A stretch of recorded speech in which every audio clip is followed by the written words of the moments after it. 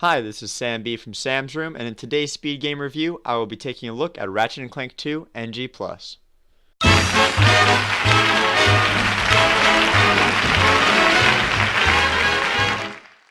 For those of you who didn't catch our first episode, in this series we'll be ranking a game on 3 categories: how easy it is to start, how difficult it is to master, and the overall enjoyment of the Speed Game. Keep in mind this is based off of my personal opinion of the game/category. Just for your information, this game and category was my first speedrun ever, and I have a lot of nostalgia for this game series in general. I'm currently 14th place on the leaderboards, although Torpedo is trying to take my place, so I'm fairly well versed in the game. Without wasting any more time, let's get started. Ratchet and Clank, or RAC for short, is a beloved PS2 classic series, so I don't believe I need to go over what the game is all about, but just for a refresher, this is the second one where you're in the Bogon Galaxy, and the charismatic Abercrombie Fizz widget asks for your help, and there's Giant Clank killing an alien spaceship. Now that you're recalling this wonderful game, let's do some clarifications. There are 2 New Game Plus categories for this game. There's regular NG Plus, which we are covering today, and NG Plus No IMG, or No Insomniac Museum Glitch. Good old NG Plus uses an in-game shortcut to take you to about the 2/3 mark of the game. This category is about 9 to 12 minutes depending on your skill level.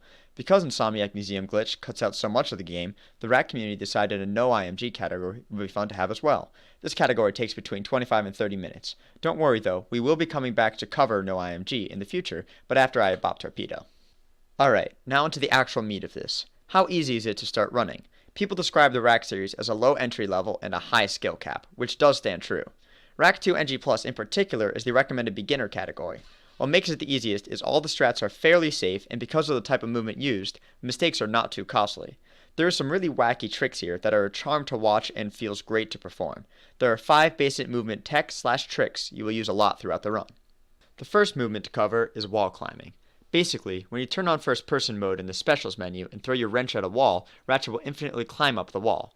This trick at the optimal level is being used less and less, but it is a great backup strat if you can't perform the optimal movement and can really save you in a pinch.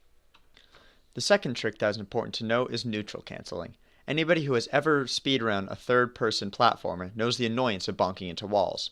Luckily, if you shoot your weapon and hit L1 at the same time while charging, Ratchet will start to slide and can't bonk into anything. A very simple trick, but used constantly throughout the game. The third trick is called a whip jump. Whip jumping is when Ratchet charges off a ledge, and while holding L1 and mashing the shit out of square, Ratchet will then swing his wrench in the air. This resets Ratchet's jump in the air, and if he side flips, he carries his momentum forward, allowing him to cover great distances. The fourth trick is turret clipping. You clip through walls using the turret glove. It's really simple once you learn the placement for him. Best tip I can give is to ask somebody on the RAC Discord to help you out with this one. The final trick to cover has 2 uses. It's called decoy proxies. It's either used to fling Ratchet up walls if you charge at them and start to throw decoys at the wall, or it is used to reset Ratchet's jump, similarly to whip jumps. These tricks aren't too difficult to learn. The Rixer has a great tutorial on RAC 3's movement, which is almost identical to RAC 2's, and on Sam's Room, I made a tutorial for optimal whip jumping techniques. An important skip to mention is the rail on Smog. This rail sucks when you first learn it, no easy way around it. It involves Ratchet going into first person and charging across a grind rail backwards towards a cutscene trigger. This is the biggest wall to overcome in the beginning. If you really don't want to learn how to charge, you can just simply walk across it, but I highly recommend at some point begin learning to charge across the rail. Another big factor to note is accessibility of the game. For those who run the game, they are well aware this is a bit of an issue. The only real viable version of the game you can run is the NTSCU Black Label Edition, meaning the US Original PS2 Edition. The PS3 Remake and Greatest Hits PS2 versions will sadly not work. Don't fret though, because it is quite easy to find a good copy of the game. I personally found one on eBay for $10, and if you are struggling to find a good copy, the lovely people on the RAC Discord will be happy to help you out.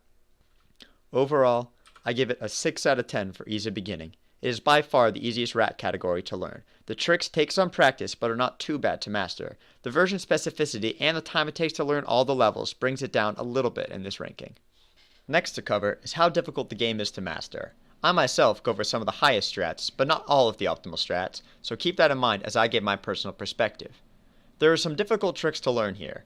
Even in the first real input of the run, you can do some tricky momentum chains to save time. It's fun to see how many different strats there are and how you see yourself slowly learn and integrate them into your run. All it really takes is a lot of practice and hard work to start seeing the crazy fun strats in your own run. although it may be many hours to achieve this goal. The further in you get, the more satisfying and fluid the run begins to feel and look. Rack is really all about fluidity and constantly moving.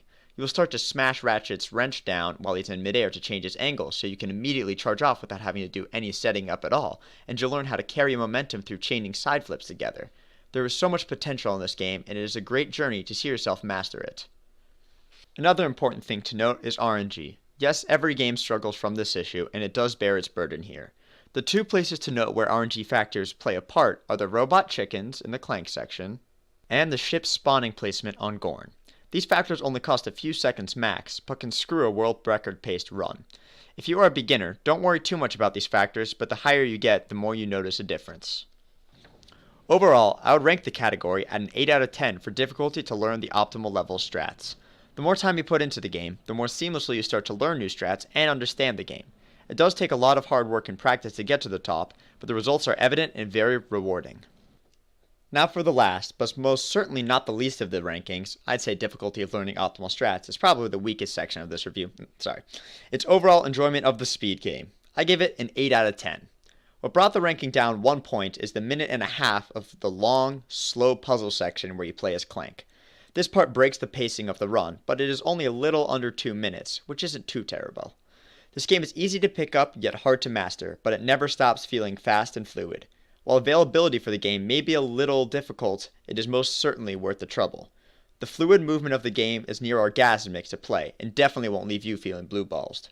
This is a game where you genuinely see the results of your hard work.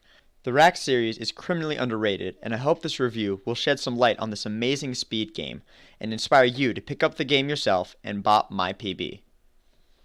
Hey guys, so this is the end of the review for Rack 2 by yours truly, Sam B. Thanks for making it all the way to the end and watching. We really appreciate it. This is a fairly new series. It's only a second episode, and this is the first real serious speed game we've covered. This is a game I personally love so much, and I hope some of you are inspired to do it yourselves. I want to thank everybody from the Rack Discord. I want to thank my friend Torpedo for helping me out, grind the game, and learn it and get to 14th place. I really recommend you guys all check it out. The links to all the tutorials, anything mentioned, Rixer's channel, the Rack Discord, all of that will be in the description below. And if there's any other questions you guys have, send a comment our way. We'll be happy to respond to it. So we'll see you guys next time. Thanks.